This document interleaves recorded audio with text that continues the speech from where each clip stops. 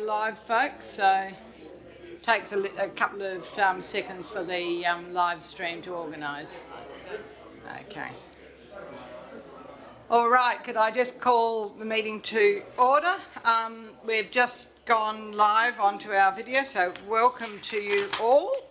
Can I declare the Shire of Donnybrook Balingup Ordinary Council meeting of 23rd of August open?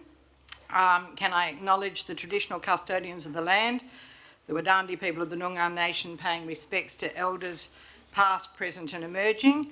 I do declare the meeting open at 5 p.m. and welcome to those people in the public gallery.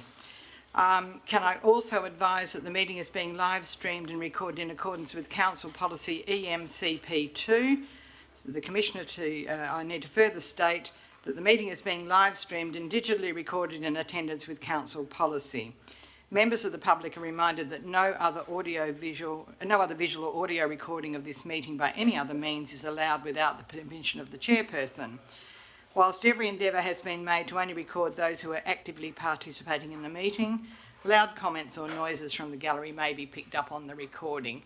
So welcome to the others that have just come. So welcome to our members of the public gallery and welcome also to those who are watching on live stream. Can I just go through the attendance? I'm Gail McGowan, obviously the Commissioner. We have an apology from Ben Rose, the Chief Executive Officer. Ben is actually in Karratha attending the National Economic Development Conference that's on up there at the moment, so here's an apology. We do have among the staff Kim Dolzadelli on my immediate right, the Director of Corporate and Community, Ross Marshall, the Director of Operations on Kim's right. We do have Lauren Clifford, Acting Manager of Executive Services, and Samantha Farquhar, the Administrative Officer for Executive Services, so thank you.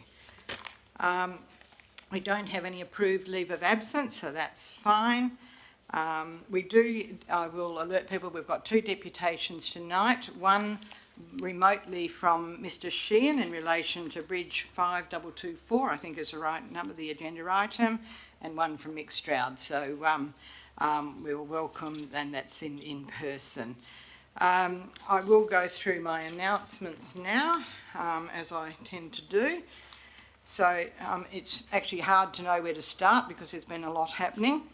Firstly, can I sincerely apologise for not dealing with the budget and the VC Mitchell precinct at tonight's meeting as we had originally planned. It's been a bit like fitting the final pieces in a complex jigsaw together. However, I hope the reasons I outlined tonight will give context as to why the additional time was necessary. It will also provide me with an opportunity to outline some of the considerations that will be before next week's special council meeting. Some of you may be aware of the announcement today by Taliesin of a $3 million contribution toward the VC Mitchell precinct development. Discussions have been ongoing for a number of weeks, and I pay tribute to CEO Ben Rose and Roscoe Marshall in particular for the work they have done to bring the concept to fruition. The generous donation by Taliesin marks what I anticipate will be a long and valuable partnership where support is provided for social and community infrastructure across the Shire. The specified purpose of the grant is to assist the Shire of Donnybrook Balingup with the VC Mitchell Park project works, supplementary works and supporting infrastructure. So in answer to the obvious question, it cannot be used to offset the loan.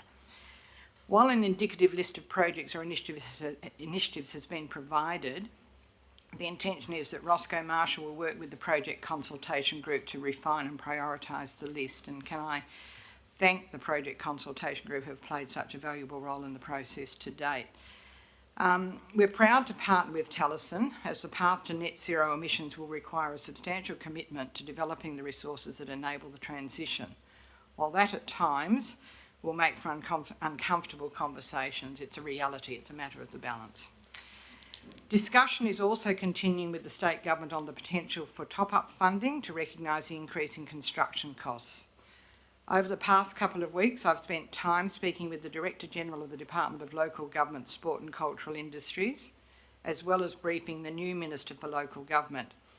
Next week, I think on Monday, I'm scheduled to meet with the Minister for Sport and Recreation, and I intend to focus on the potential for further state government funding.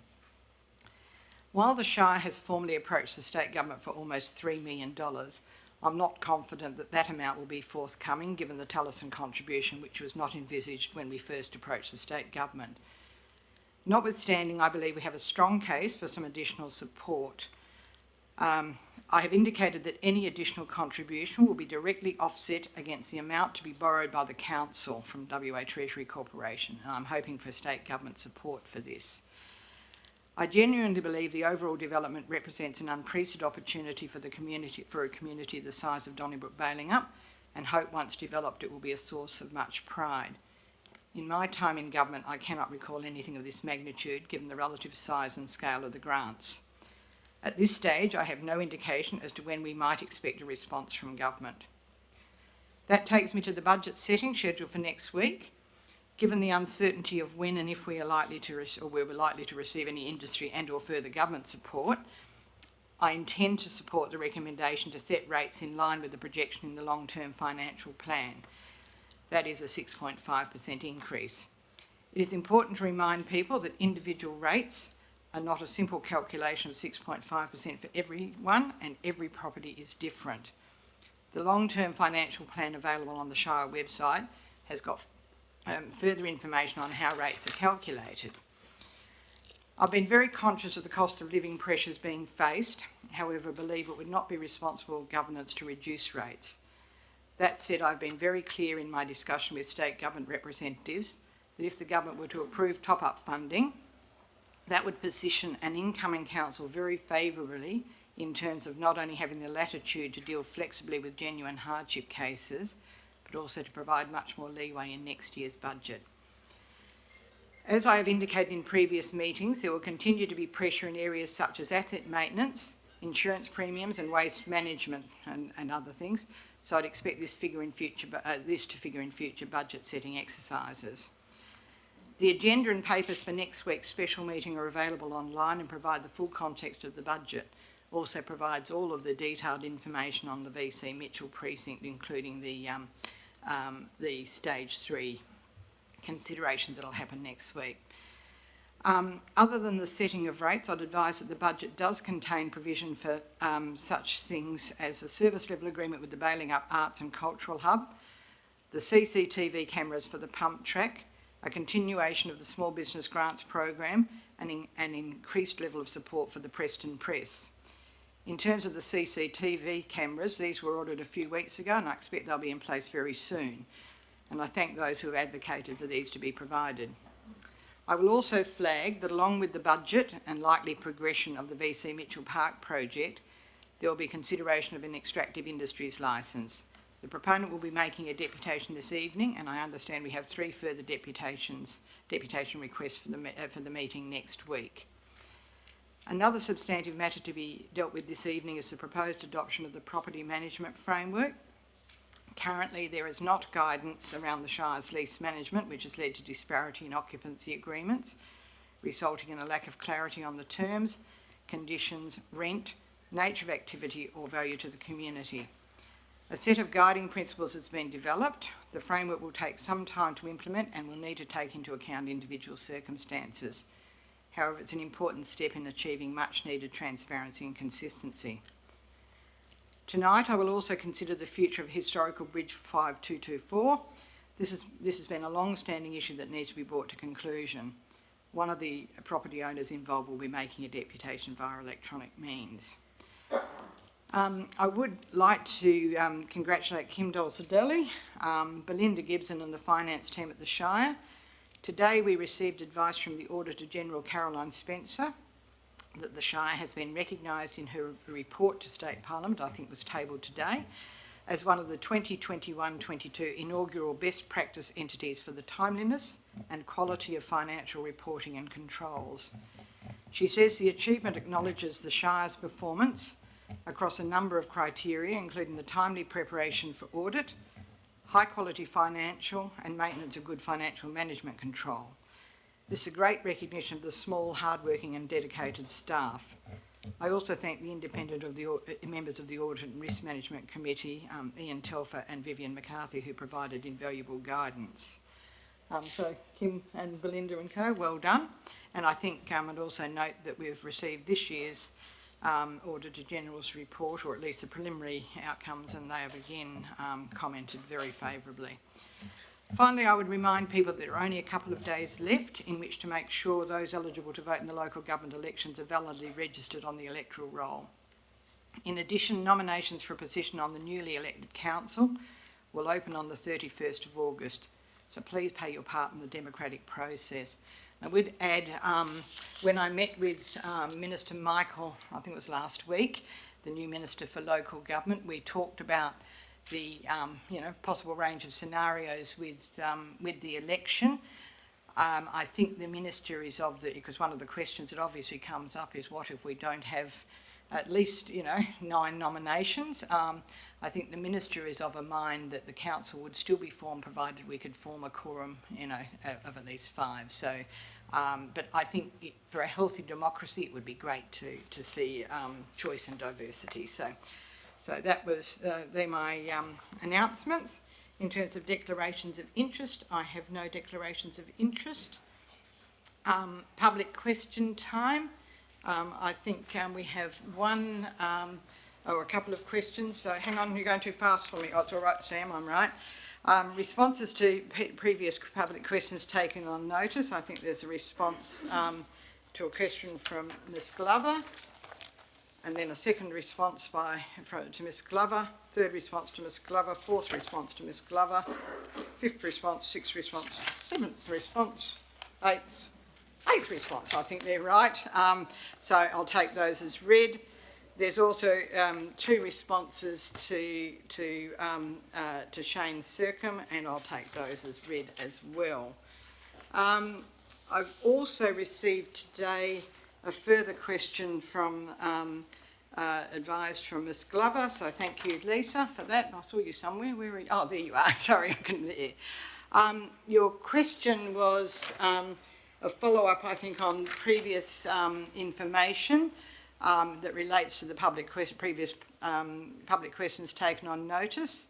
The answer was this information is publicly available on the published audited annual financial statements for the Shire of Donnybrook contained within, and our response was contained within the annual report, which can be accessed from the Shire's website. This is in relation to the transfers to reserves, as I understand it. Can you please provide a link and page numbers to the audited financial statement annual report mentioned in the answer? Ordinarily, I would say no, it's not something that we should have the staff running around chasing that level of detail when it's publicly available, and that's the stand I'll take. But I did actually have a look for it just a short time ago, and I can confirm the link is the Shire website. If you look under the annual report, which is again followed through the link, the financial statements commence following page 29. Page 49 of the financial statements talk about the adjustments to net current assets, and note 31 on page 52 contains the details. So, but what I think I need to make fairly clear is, and I've been referring a fair bit at recent meetings to some of the Ombudsman's advice about what are reasonable questions and what is reasonable information. One of the things we have to be really mindful of is in a fairly tightly resourced staffing area, we provide as much detail as we can, but I can't have the staff, and it'd be advice I'd be giving to the incoming council. It's not the role of the staff to go, sort of reproducing that every time. So I think we'll have to rely on people to do some of their own research. If you need clarification, we'll do our best, but again, there will be exceptions to that as well. Right, so that ends, I think, the things I had to say. We now have further public questions. I've only got one that I've been notified out, and that's Kev Johns to do with the noise management plan. Kev, would you like to come up and press the button on here, please, just so we can hear you on the recording for people.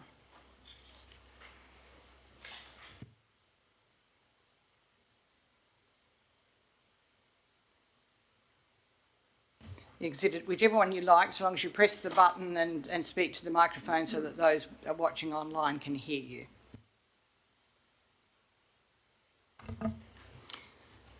My name's Kev Johns. I live at 19 Collins Street. I've just got a couple of questions around the noise management plan. This plan, while it states it was delivered, it was written on the 1st of August. It wasn't actually delivered to our doorstep until the 17th of August.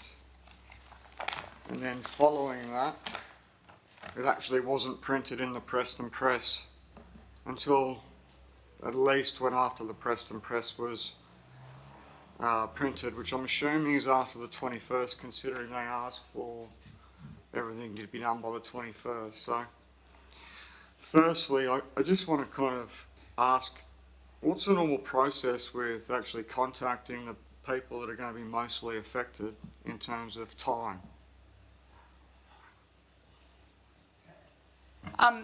Look, it depends on the situation, but ordinarily you would expect people to be contacted if they're immediately affected. Although with something like this, when something goes out for public comment, there is no formal requirement that you notify individual landowners. I take the points around the timelines, but equally, I would just add that it is a draft noise management plan, and for those that aren't aware of the situation. There is a proposal out there open for public comment that is suggesting that there may be exceptions to the 7am, I think it is, to 7pm operation for some activities, which things like street sweeping, rubbish collection, etc., which may need to occur in that central business area and the boundaries in the draft plan. The draft noise management plan outlines the sort of circumstances. I think in your particular case, I think from memory, you saw it in the Preston Press and came and got a copy from the Shire, so that's fine. No, actually, I received a letter on the post on the 17th of August. Okay. And then I came down to the Shire that day to collect a hard copy of it. Yeah, no, that's... Just want to clarify what you're actually talking about with the noise. What you're talking about with the noise level is, at the moment, there's a state EPA law which works around noise around residential areas, and those areas affected are basically set at 7am Monday to Saturday and 9am on Sunday. And what you're effectively asking is that if you can run a blower vac and your lawn mowing equipment and all the stuff over the road at the park, which I'll get into in a second about how many actual complaints I've made about stuff like that. What effect this public question time isn't for making statements, Kev. It has to be asking I'll ask a question. you a question in regards to how many complaints you received then. So, in relation to that, how many noise complaints has the Shire received in regards to blower vacuums, pressure washers, noisy playground equipment, council vehicles driving the incorrect way on Collins Street, council vehicles and subcontractors slamming doors, making excessive noise, music running, talking between them, before 6am or 7am in the last 36 months, excluding the complaints that have been made about the lights and times. Okay, thanks, Kev. I won't be able to give you that specific detail. I know you have you've contacted the Shire on a number of occasions, but I will continue just to and won't continue it as a conversation. But it is a draft plan. You've put forward your views. Those views, along with any other views, will be considered. But I'll also make the point that the area around Collins Street that you're referring to is actually part of the commercial activity. So it's the best analogy I can give is in any commercial business area, whether it be Northbridge or Collie or whatever, there will always be some activities that may take place outside business hours. But thank you. You've indicated that you've put in your views and those have been passed on. They'll be considered along with everyone else's. So just to follow up to the question, there's two people that I can actually contact. One more question. Yeah. Okay. There's two people I could actually contact in regards to coming back to the Shire in regards to it. So I'm assuming those two people are behind the idea. So was it your idea or was it Ben Rose's idea? I can tell you I had nothing to do with it, and I dare say Mr Rose didn't, but that's not an appropriate question because it is something the Shire has put forward and considered. So thank you for your question, and I'll ask you to take your seat. So thanks, Kev.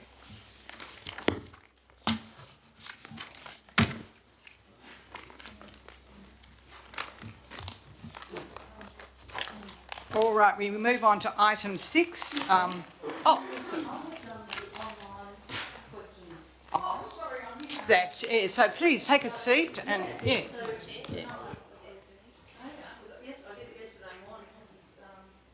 Okay, no, well, can you please take a seat and press the button? Very happy to take the question. Yeah. Wherever you.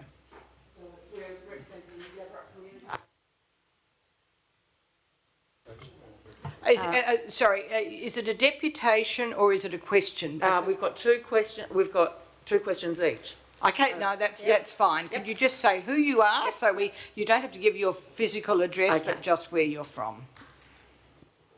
I'm Bev Judici. I'm from the president of the Yarrup Community Association. My question is regarding the property management framework. 4 of the committee attended meetings held in October 22 about the Shire property leases. We provided our contact details. Why were we not directly contacted prior to the commemorative period in July on the draft leases?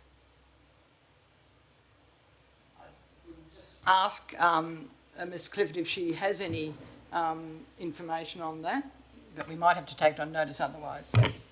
Hi. The consultation that's commenced in July was actually for a broader community feedback, to get the feedback from the broader community. So we've done the one-on-one sessions with the tenants that we currently have and any proposed tenants that we knew of. And that's what we had done with the first lot of consultation. The second lot of consultation was to get the feedback from the broader community who aren't people who are currently renting with the Shire. Thank you. And your second question? My second question? Hang on, one of you at a time. You probably don't both keep your mics on at the same time. Okay, you do yours. Because that's how they go in order. I'm the treasurer of the Yarrup Community Association. My name's Sherry Thomas. Other than the lease fee, which may be offset up to 95% depending on if we pass the Shire test, the draft lease document currently has no costings for the maintenance and other charges like pest inspections that will be on charge to us by the Shire. We are advised we will no longer receive the annual maintenance funding from the Shire, which is currently $1,530 per annum, which has covered our insurance and materials for repairs and maintenance, which our volunteers carry out on busy bees a few times a year. What total outlay per year will be charged to us by the Shire under the new lease agreement? I'll probably have to ask Ms Clifford to add anything she might, but I think that was what I was referring to when I said it'll take a while to implement, and some of the things when I was talking to Lauren about this earlier is that until such time as we see some of the overall costs, there'll be some negotiation, because the obvious question is, will you be paying more than you're paying now? You know, we're trying to make sure that's not the case, or there's a transition phase if we can in recognition of that. But Lauren, would you like to add some more? I think one of the things we spoke about was you'll get the overall there'll be the overall benefit of a combined maintenance sort of tender and things. Thanks very much for your question. So yes, regarding the leases, so depending on what category your group was to fall into, so if you're a category 1, you can actually see that I've gone and outlined all of the fees that would be and the expenses that would be incurred by your group in the fee structure for each of the different categories. So you can actually see it in one sheet, what fees that you'll be getting charged, and then the description of the building maintenance for each group has been quite clearly labelled out as to see who will be responsible for what costs. And so at the moment we don't have those costs. However, what we are trying to do is to get some bulk pricing on all of our maintenance for all of our buildings within the Shire, and then we're hoping to be able to pass that on to the tenants. It'll be an option that they can pick up if they want. because there's all sorts of work health and safety requirements and stuff that we need to do, and compliance, maintenance that we need to, that all buildings need to have completed. And so what we want to try and to do is to get that all done by a contractor that can give us a bulk price, and then we can hopefully hand on those prices to the groups if you wish to take up And why, that is it option. and why is it that the community groups are required to pay that, not the Shire? Like, why are we needing to, why are you on charging it to us? Why isn't it just being absorbed by the Shire? It's all listed in each category, because each different category would Yeah, I have to know pay that, different but- amounts. yeah. Yeah, I think and it's just about getting parity with all the groups and who's paying what. At the moment, there's a sort of licorice assortment type approach to leases. It's trying to get that consistency and transparency. It will take some time to implement, and I think one of the principles will be along the lines of making sure that any of those costs, at the moment, there's, and I think was explained to me that certain allowances are given to the to each of the, or some of the halls.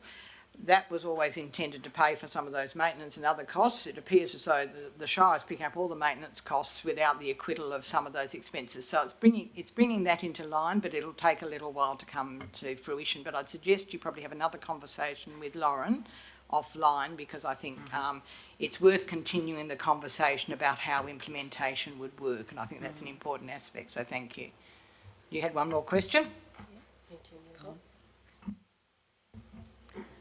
My second question is, when will the leases the Shire holds that with the state for properties on Crown reserves be updated to include the ability for the Shire to lease the properties to the third party?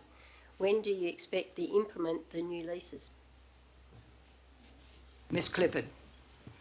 So at the moment we have about 22 leases that we're going to need to renew, and about 9 of those will need to have the power to lease from the Minister of Lands, and that can be from a 6-month to a 12-month process, and that's why we've sort of engaging with groups early to find out about their reserve purposes and what changes they might want to make, so that we can start that process now running in the background, so that we can make sure that we're dotting all the I's and crossing all the T's, but as early as possible.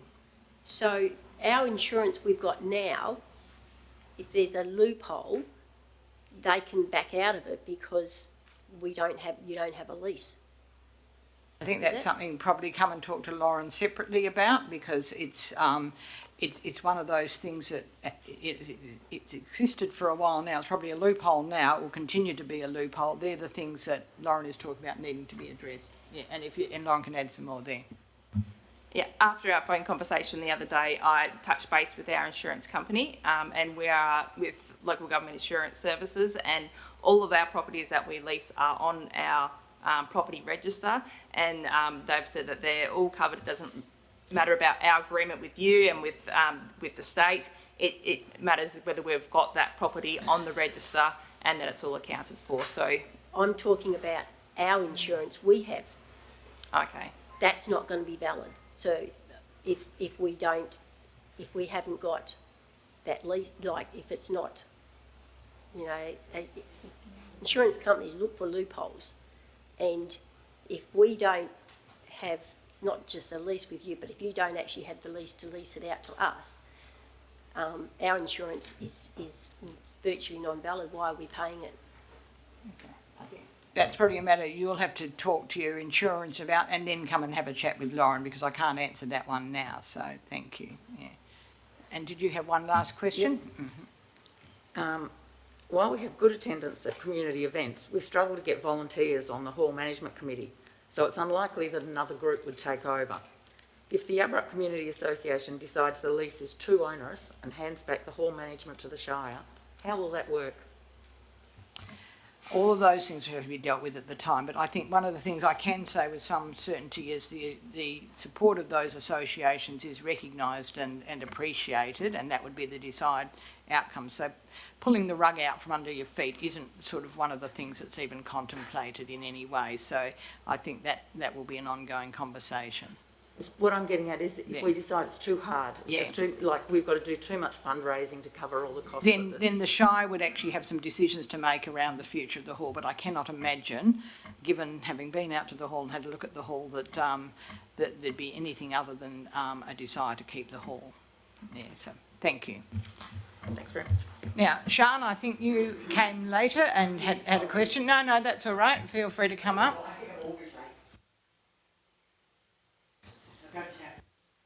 And you know the system, so thank you. Sian Blackledge, Brookhampton. My first question is actually to do with, I've lost it. Back in 2022, the then Shire President gave out reasons about the 8.5% rate rise, and the big thing that came from that was that it was about asset management. And the thing that the base part of that was that basically money is for asset, the priority was asset management, not for, it wasn't to cover, the rate rise wasn't to cover things like new builds, new projects. So they were prioritising it. So which of the 140 building assets, as which you mentioned in there, has had the maintenance spent on them, and how much has been spent to date? I would not be able to answer that question offhand. Whether Mr Dulcedella can shed any light or make a general observation, but otherwise we'd have to take something on notice, and whether the information is reasonable or adequate and easily available, I'm not sure. So, Kim?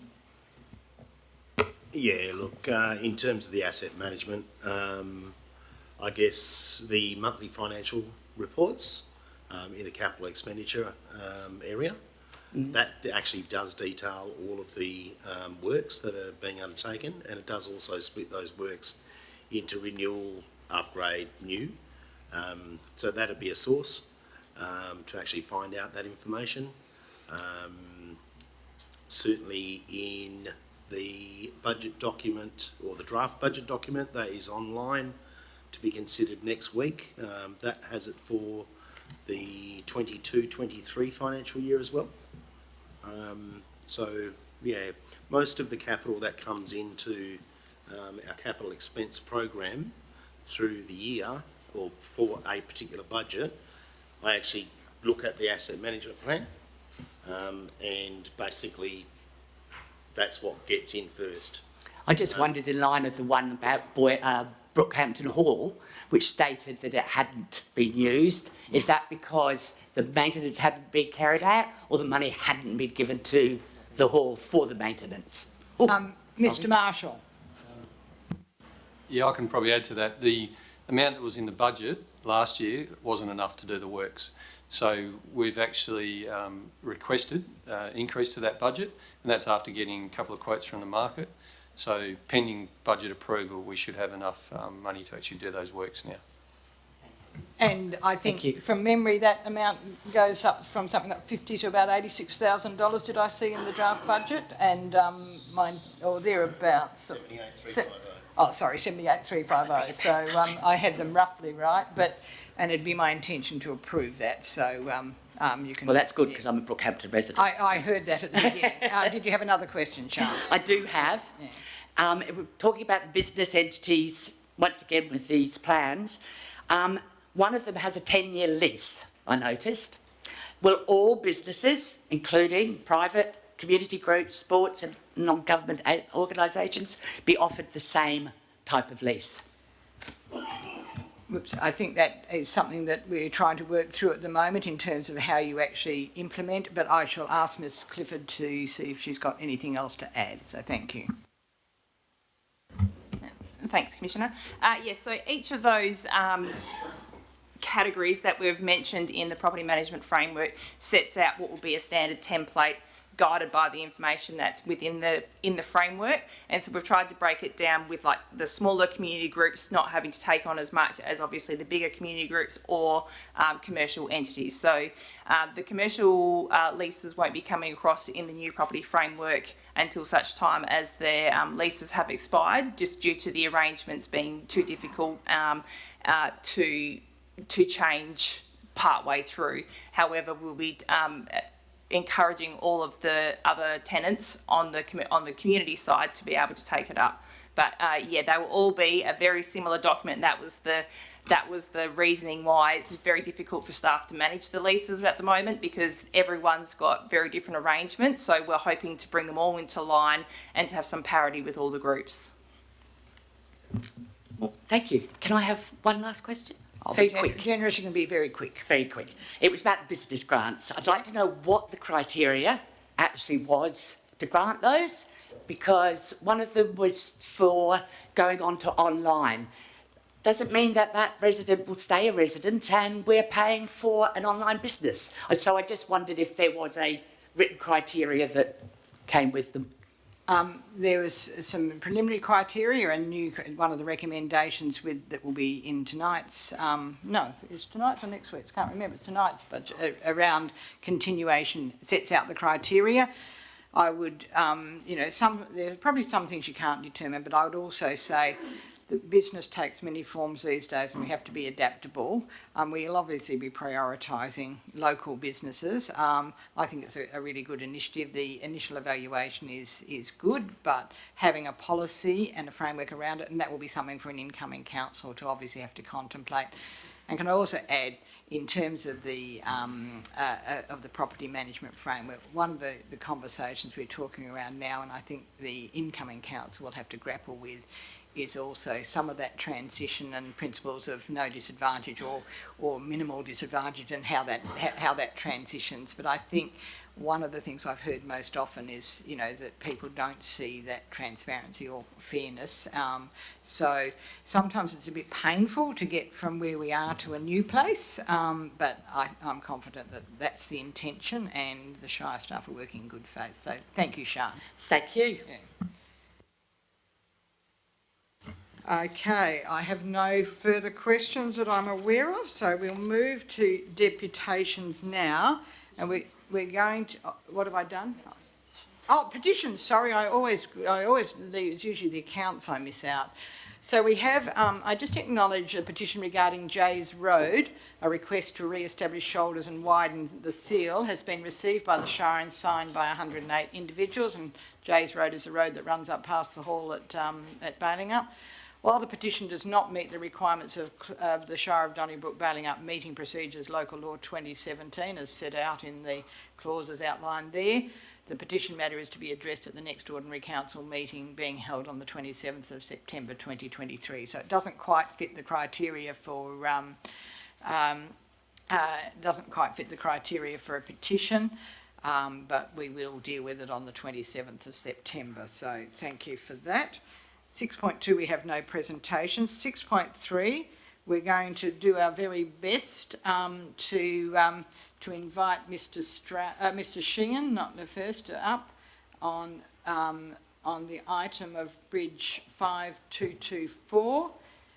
I'll just remind, if Mr. Sheehan is there, remind those people making deputations tonight that there is a maximum of 10 minutes. And we look forward to hearing the views. So,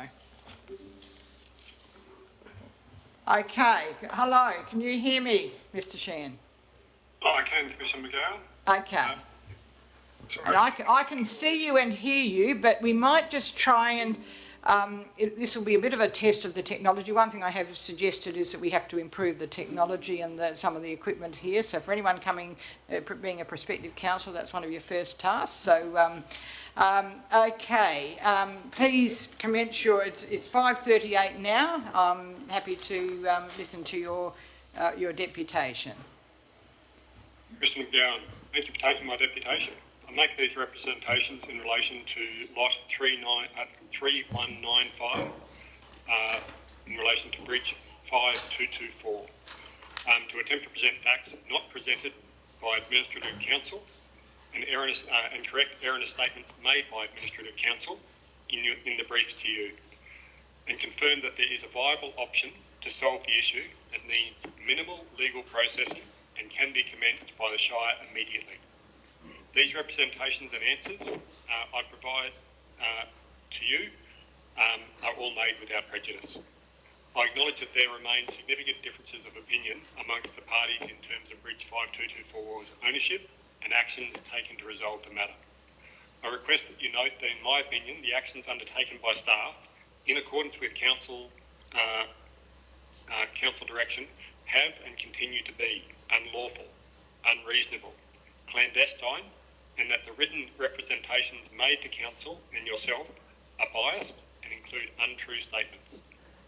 I request that you note that the owners of lot 486 have agreed in principle to grant right-of-way. That is the, that's the Millers, the Miller property? Yes, that's Yeah, Mills. thank you. Yes. Mm-hmm.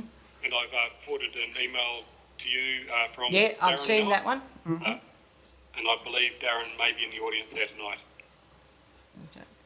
Thanks, Darren. Yeah, thank you.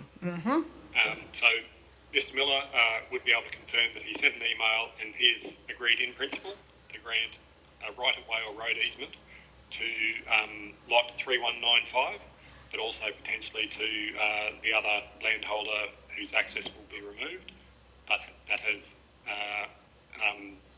advised that he has no interest in any involvement in this bridge.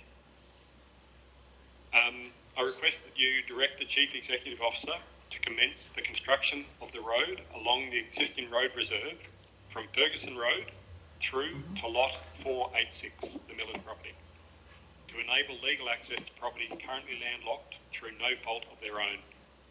I request that you direct the CEO that the temporary propping to Council Bridge 5224 remain to give temporary access until that new road is opened.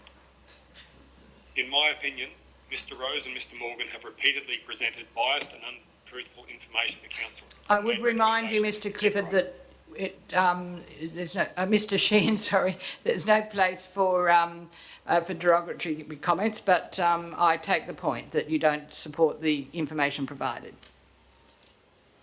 I acknowledge Commissioner McGowan, the comments in my opinion are not derogatory, they are factual, and I have information to back them. Made recommendations for agenda items to be confidential. They have not reasonably shared information that has been requested or sought on multiple occasions, and they have sought to delegate the resolution of the problem onto impacted ratepayers. These actions have removed transparency and truth in the decision-making process. I've outlined some examples. I will outline some examples tonight. Their actions go beyond unreasonable bias and, in my opinion, constitute bullying of ratepayers. In my opinion, further, granting the Chief Executive Officer the ability to close the bridge and determine what is unreasonable, which is his requested outcome from the agenda item, will result in rapid escalation and likely end in expensive legal action for all parties. I explicitly request that this matter not be delegated to the Administrative Council for management given these concerns. The request for development and costings of this road to give legal road access to ratepayers' properties is, as I understand it, a requirement under law. There is no currently listed or approved easement in relation to the council-managed and controlled bridge 5224 registered on Landgate, which is the compliance register for Torrens Law, Western Australia. How can the CEO reasonably expect landholders without the expertise or staff of council to provide a detailed written submission in relation to most of the options that he has presented? It is misleading and unfair in that all that has been sought is to provide equivalent access to what every other landholder in the Shire reasonably has access to. And it has been so misconstrued in its timeliness and application. Conversely, how is it reasonable that Council is seeking to transfer a council bridge as confirmed by council asset registers, Main Roads Western Australia asset registers, as confirmed in writing with the Minister for Main Roads Western Australia, with a likely replacement cost expressly discussed at a recent council meeting but not disclosed in Mr Rose's agenda item, that Council and Main Road and ourselves and the Millers is likely to exceed $1.6 million onto two property owners who were not expressly advised of the ownership issue in detail prior to purchase. The lack of detail of notification is unreasonable and not appropriate given the value and impact. Council's notification by Mr Morgan, my brother, 2 years ago significantly impacted on him and his family, their quality of life, and has been an ongoing stress and concern due to this. Mr Morgan has advised in writing that the issue was long outstanding. However, Council has failed to communicate this, even when explicitly requested, and details supporting Mr Morgan's statement are not transparent or available through the FOI files requested through Council. Council has failed in many areas, in particular transparency, communication, approval and implementation of formal road access. The bridge and the land it is on are not in any way controlled or managed, and because of that, the responsibility of individual landholders. A review of the history of road access for these current landlocked properties reveals that prior to council decisions removing a road reserve to the west, circa 1926 from memory, that road access to all properties would be possible. However, I'm pleased to publicly advise and request minuted that the official road reserve connecting lot 486, the Millers, to Ferguson Road remains extant. A request should be developed immediately by council to resolve this matter. The final leg to connect my brother's property, it would be the Millers formally granting a right-of-way through their property to lot 3195. The Torrens Law System, as I'm sure you're aware, works on three principles. It requires to have a register that accurately and completely details the current facts about every title and easement affecting a piece of land. This bridge is not on my brother's title or the Millers. The curtain principle. This information needs to be able to be accessed to confirm ownership. Ownership in this case is clearly an unvested asset on council land, and under the Local Government Act Western Australia, it falls explicitly under the responsibilities of council. A search of the details and documents relating to lot 3195 did not show any such encumbrances or easement issues or any responsibility related to Bridge 5224. Council has repeatedly failed to provide legal or technical advice that contradicts or overrides this, although it has been requested multiple times. Agenda items on this matter have been closed to the public, and FOI has not allowed transparency or accountability. I formally ask on notice Mr Rose to provide all documents related to the detailed advice that Donnybrook Shire Council provided to the owners of lot 3195 and the owners of lot 486 prior to their respective purchases that clearly outline the significant council policy direction and the issue relating to the ownership of Bridge 5224. The details of the Executive Council or Administrative Council approved policy that they are operating from and that they have implemented, I believe, without council direction, re the non-repair and non-accountability for Bridge 5224 and how this was communicated to landholders. They have failed in their management and control of that bridge. I understand I've only got about 30 seconds left. Okay, I interrupted you a couple of times, so you're right. Thank you, Commissioner.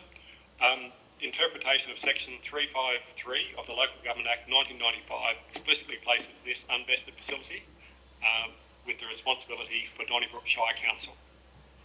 I sent you a document through with additional information. I have no issues with that being tabled. I do apologise. It was a rushed document and I know there are lots of administrative errors. I've had a go at correcting it and I will send an updated version through. That's my 10-minute timer gone. However, on behalf of the owners of lot 3195 and I believe lot 486, and I'll request if Mr Miller can agree or disagree momentarily, we request that Council develop the road reserve to connect lot 486 to Ferguson Road at their expense to provide reasonable legal road access required by law and make these properties comparable to every other landholder in Donnybrook Shire Council's area. Or they take the lead in implementing an alternate, cheaper option such as negotiating a cheaper or shorter alternate route, including or excluding bridges, and potentially requiring forced resumption of private land. We are asking to be treated the same way as all other ratepayers, and that council take appropriate action in rectifying this issue that was explicitly caused by their actions and inactions in removal of prior road reserves and the failure to manage local laws, resulting in the anomaly of a landlocked property. Mr McGowan, I'll close with that. I've spelt out that 3 of the 4 options suggested by council are supported and are viable. 1 is not, and I've also provided an additional option 5, which is the one I'm requesting that you implement. Commissioner McGowan, do you have any questions? Thank you. Thank you for that. That was comprehensive. I won't engage in a debate now. I'll talk to the item. The question I do have is you talked about the information provided to proponents.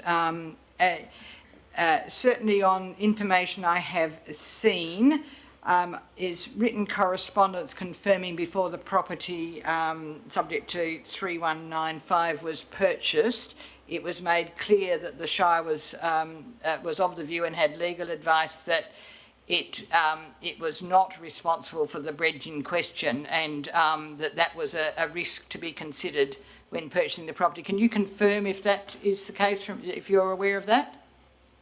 That is not true. Okay, thank you. Yeah. No, I've got no further questions, so thank you very much. Yeah. Commissioner McGowan, there is one email from Mr Morgan that was sent prior to my brother's purchase that mentions one word only, that the ownership of the bridge is in dispute, and this was resolved through our lawyer undertaking landgate searches, confirming that it's not in dispute, it is not a private asset. Okay, thank you, and I appreciate your deputation.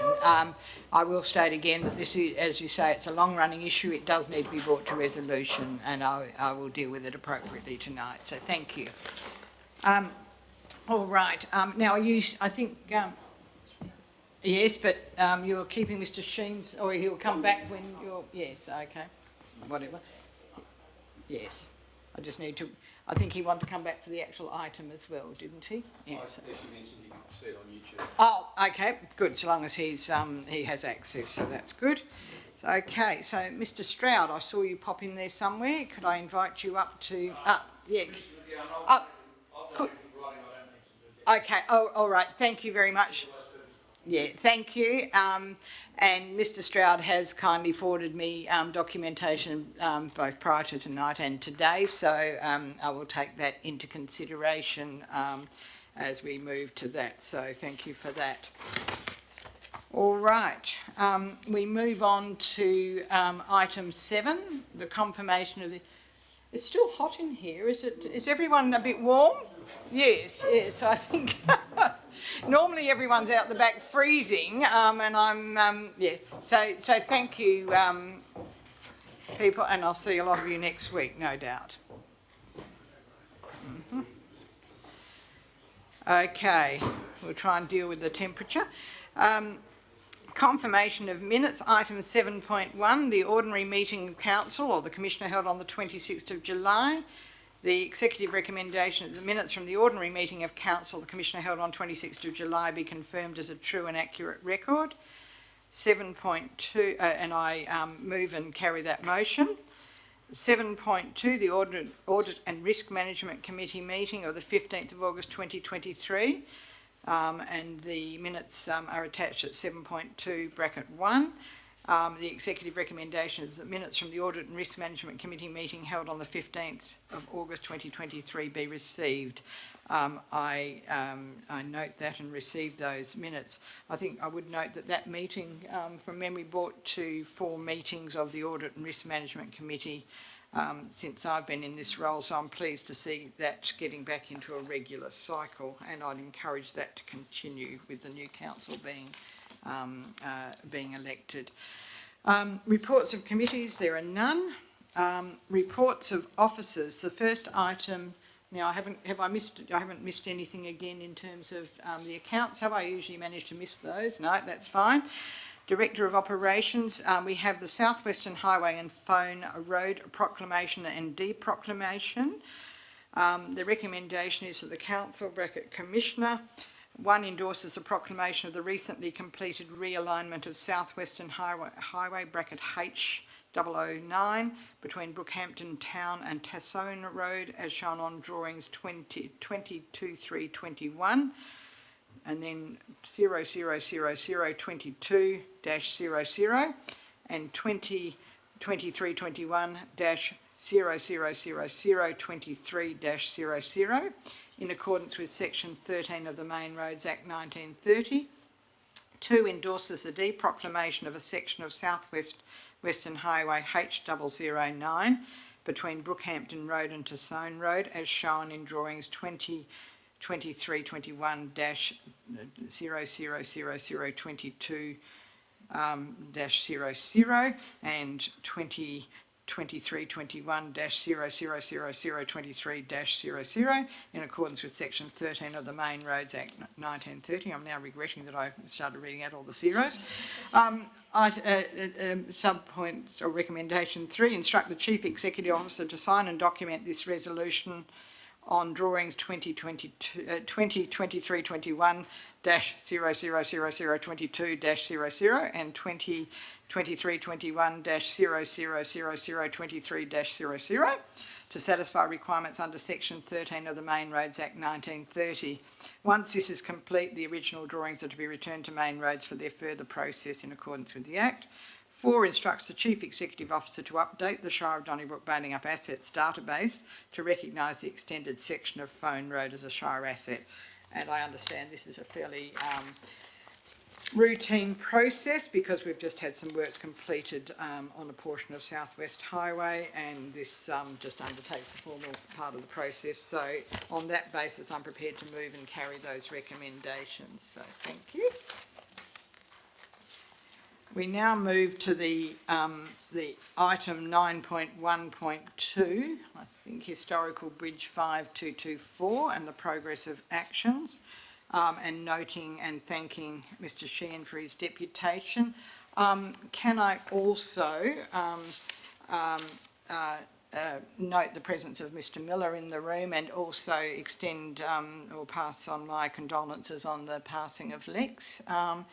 Darren, did you want to say anything before I talk to this item? Feel free to come up if you do wish to. Not really. Okay. Just one thing that crossed my mind is the Charlton Road access. If the Shire, such a short piece of road, if the Shire put that short piece of road and a bridge in, it could probably service 4 people or 4 farms, get more value out of one bridge. Okay, thank you. I can't confess to know where Charlton is. We can look at that. Charlton Road access. Yeah. Look, it is one that has troubled me and caused me, to spend quite a bit of time on this one. It is one of those vexed issues where there is a long history associated and a difference of views, including significant differences of legal views. In looking at it over time, and I was the one that said to the staff that I did think it needed to be drawn to a conclusion. My understanding always has been that 2 of the 3 landowners have been supportive of the of some of the actions or the actions proposed by the Shire, but what we have is, as I understand it, a very old bridge that was privately built on private land, and having been in the Director General of the Department of Planning, Lands and Heritage, I know that right across the state and indeed in this Shire, there are many of those historical, bridges and roads and things that have either disputed ownership, lack of ownership. Farmer A has dozed somewhere and then someone else has used that access, and so there's all sorts of complications. Having seen the state of the bridge, the question of whether it's actually got to the end of its useful life is really a big question. I must admit, subscribe on the evidence I've seen and the background I have, subscribed to the view that it is a private bridge on private property. I think there are other examples of the river is, I accept it was privately built, sorry, privately built, yes, forgive me, I did that wrong. So it was privately built. It continues to consume significant amounts of both time and money to maintain it. I don't believe it's the Shire's responsibility to maintain it, and I think that will apply to at least a couple of other assets of that nature across the Shire, across the width and breadth of the Shire.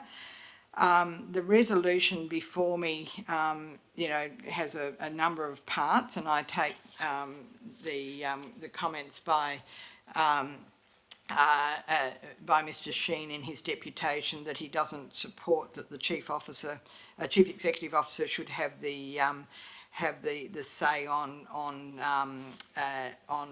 whether something is satisfactory. But I can say that the previous council in November 2022 made a particular offer that remains open, but we have to put an end date on that date of 31st of January.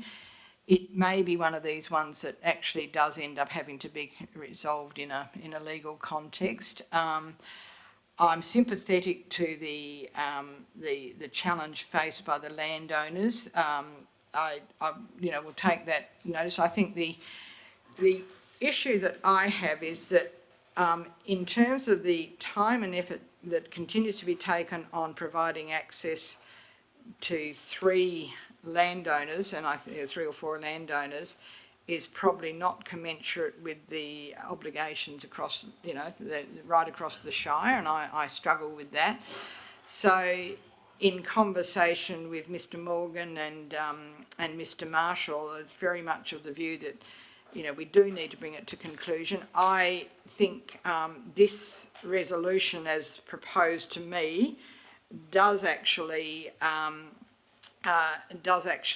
provide or give leeway for the landowners to come together and propose a solution and potentially use the money that would otherwise be offered up through Main Roads and the Shire towards yet another fix-up of the bridge to that alternative solution.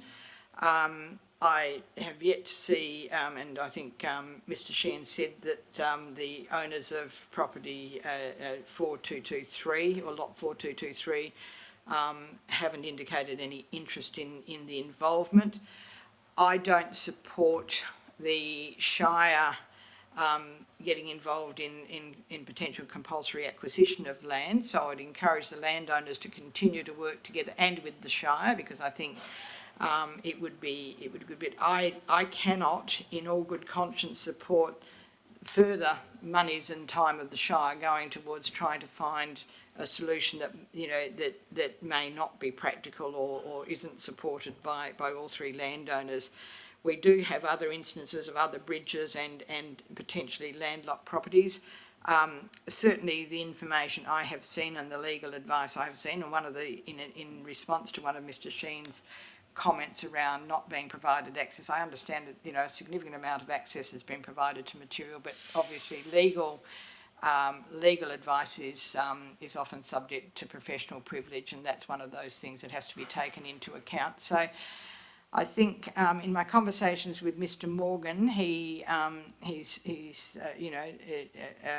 I think willing to try and continue to work with the landowners, but it's within that context of we have a limited bucket of money in order to try and get a resolution that provides you some access, and if in fact it is something that the three landowners can come with an alternative that doesn't involve compulsory acquisition, I think the council would support, you know, with consent, you know, the various easements, but not, I think the one of the issues you've got is that if you avail yourself of that money, then you also lock yourself into needing to, you know, whatever road access you create would need to be a standard that is supported by main roads. So unless there's another option, I'm not seeing what it is. So I stand by the fact that the information I have seen has made it clear prior to the Sheens Mr. Sheen purchasing the property that that the Shire didn't consider it had an obligation. It has continued over many years in good faith to maintain the bridge, but looking at the photos, and that was prior to the most recent sort of heavy rains, I am concerned that the way it is propped up and the ongoing costs of propping it up is not the answer and is going to cause some serious issues. So on that basis, I'm going to support the recommendations that are before the council, but at the same time, leave the door open to encouraging you as individual landowners, lot 3.3195, 486 and 4223 to see if there's, you know, there is another option, but there are some challenges with it. So I'm sorry I can't be clearer, but I think we do have to get to a stage where we draw a line in the sand with this one, and I don't, if you know, if I go to the point of Mr.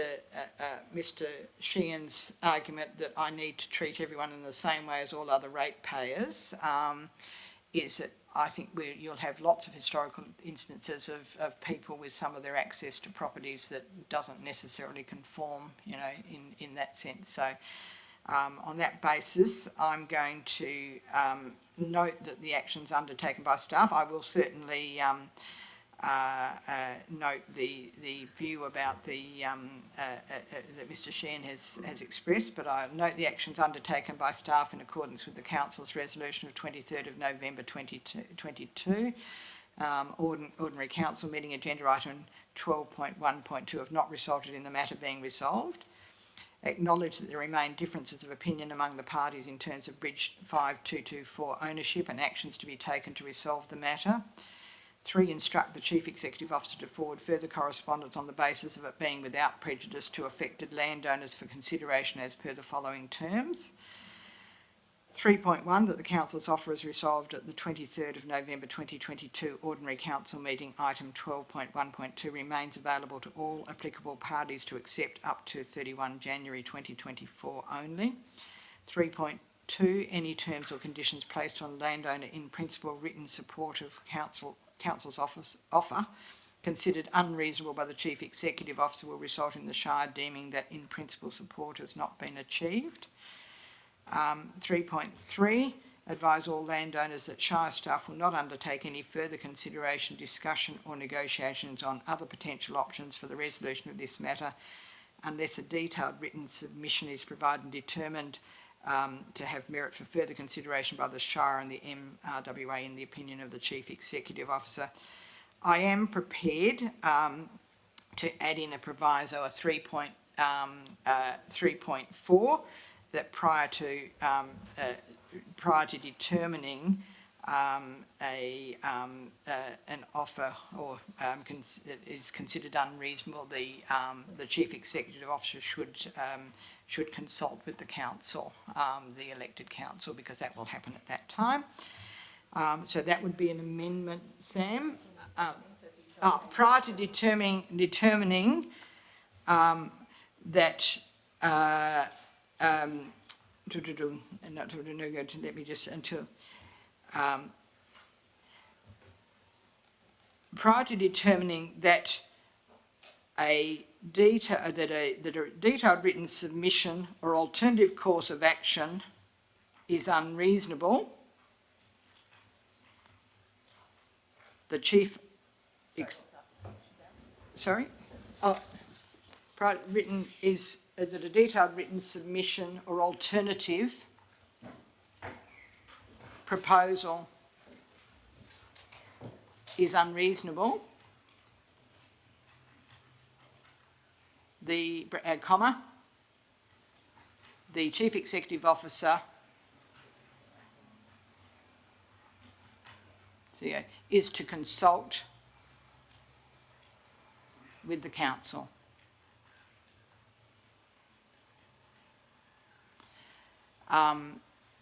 Full stop there. Now, I think that gives sufficient opportunity for an elected council to actually change the resolution to require it not proceed. So I shall put that in as an acknowledgement of the concerns that it's being determined that way. So that's 3.3, and a bit of tidy up of the of that. And then 4, in the event that this matter has not progressed towards an outcome as outlined under the motions 3.1 or 3. In fact, this probably that one I just gave you, in the event that 3.4 probably becomes 0.5 or standalone 0.5 rather than 3.4. In the event this matter has not progressed towards an outcome as outlined under motions 3.1 or 3.3 above, to the satisfaction of the Chief Executive Officer, authorise the Chief Executive Officer to seek further legal advice on the appropriate course of action to close and remove Bridge 5224. Once the above has been determined to the satisfaction of the Chief Executive Officer, and then include in there, comma, having consulted with council, comma, so,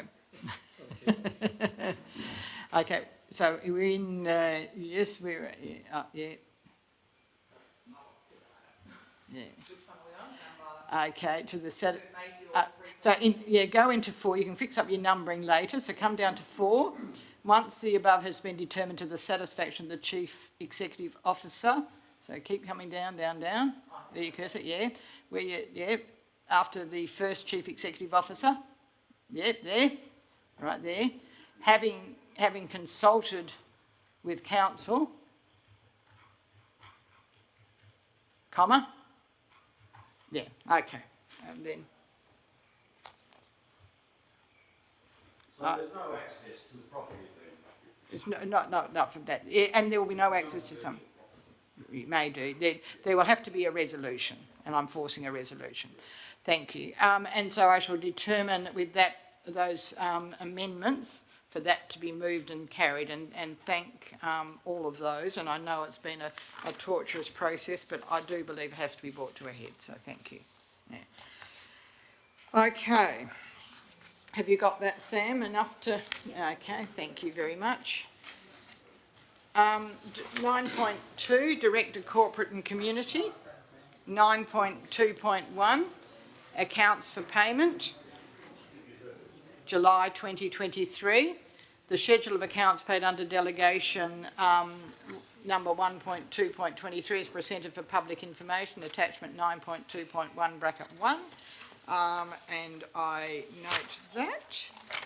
9.2.2 is the annual concession on split local government boundaries, which I'm told happens every year, that where properties straddle. The council, the commissioner granted concession of 58% on the 2023/2024 rates charged against lot 8314 Greenbushes, Wade Road, North Greenbushes, bracket capital A 1394, close bracket, effective 1 July 2023, and I'll move and carry that as well, so thank you.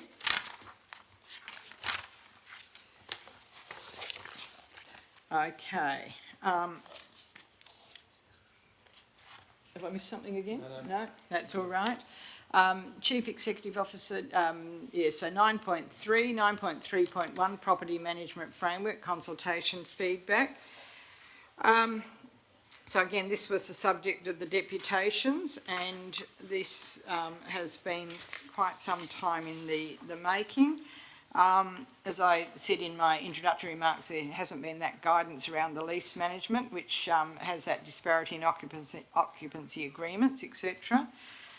The process is complicated, and it's evolved over time, so it is what it is, so we can't actually change that, but by mapping it out in a framework, it provides that guidance. There are probably three areas to note in terms of the financial implications and the fee structure. In terms of rent, the rental fee for each tenant the rental fee that each tenant may be required to pay can't be determined until they're classified into one of the four categories. The subsidy awarded to each tenant in category 1 or 2 can't be determined until such time as they've completed a health check.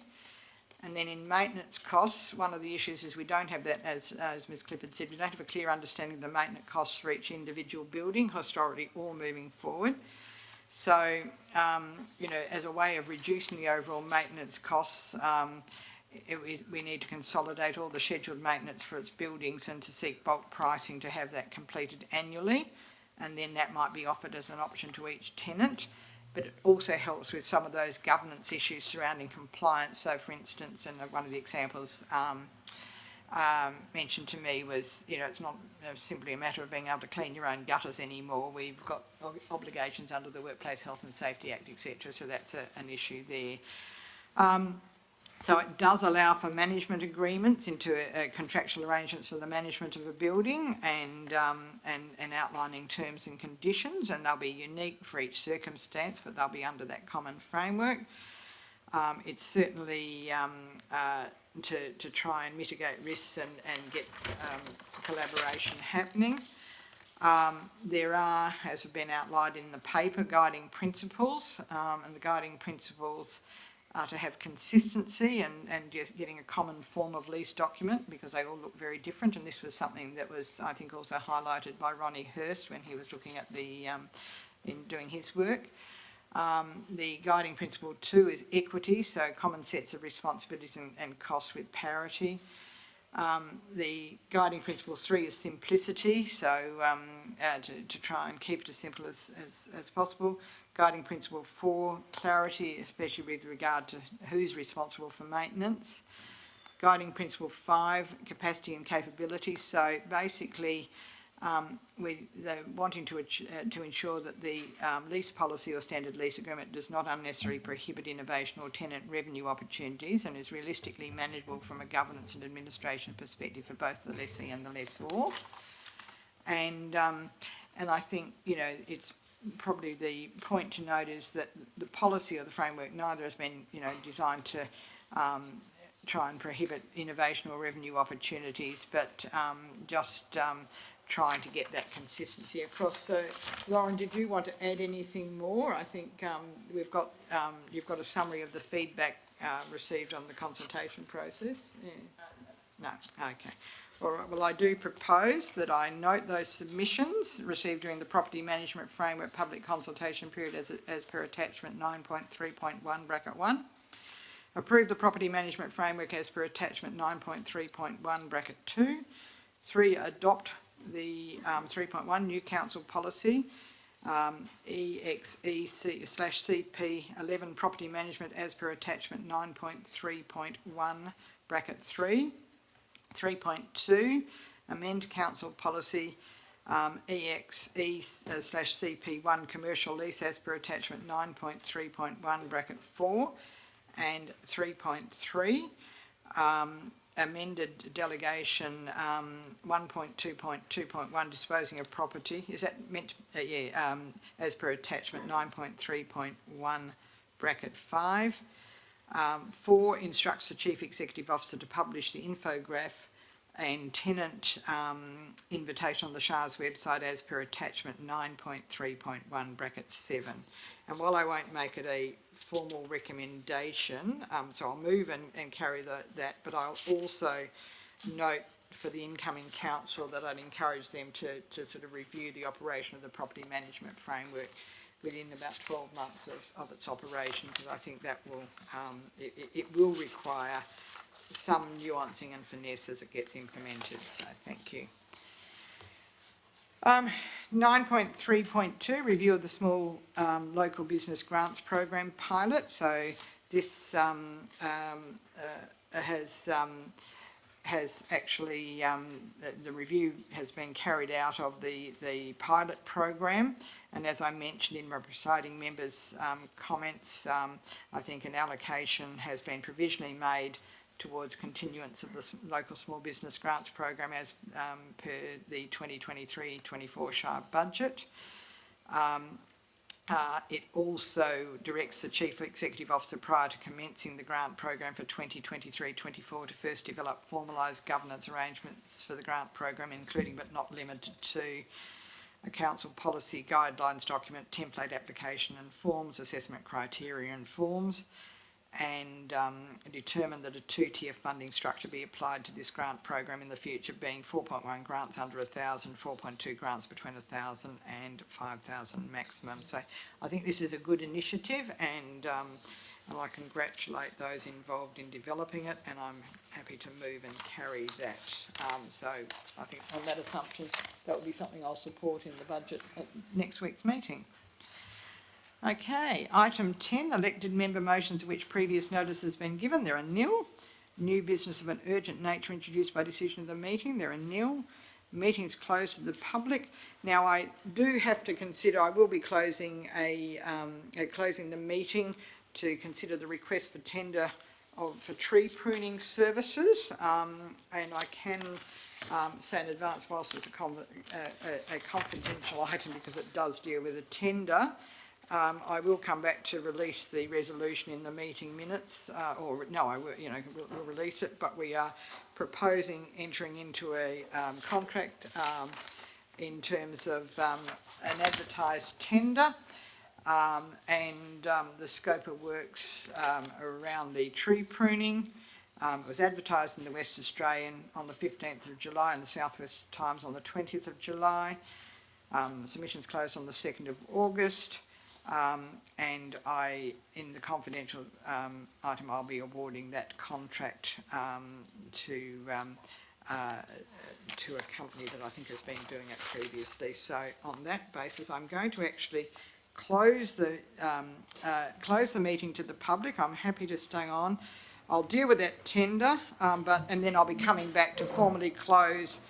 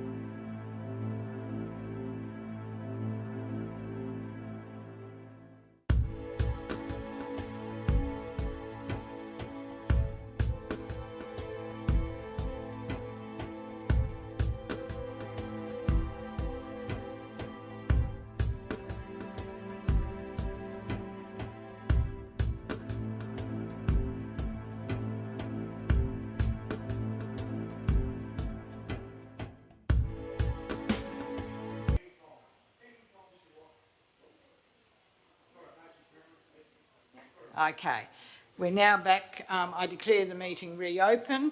So I move to item 3, closure. I'll advise that there will be a special council meeting which will be held on 30th of August 2023, commencing at 5 p.m. in the Shire of Donnybrook Balingup Council Chamber, and declare the meeting closed at 6:26 p.m. Thank you all. Thank you for those online as well.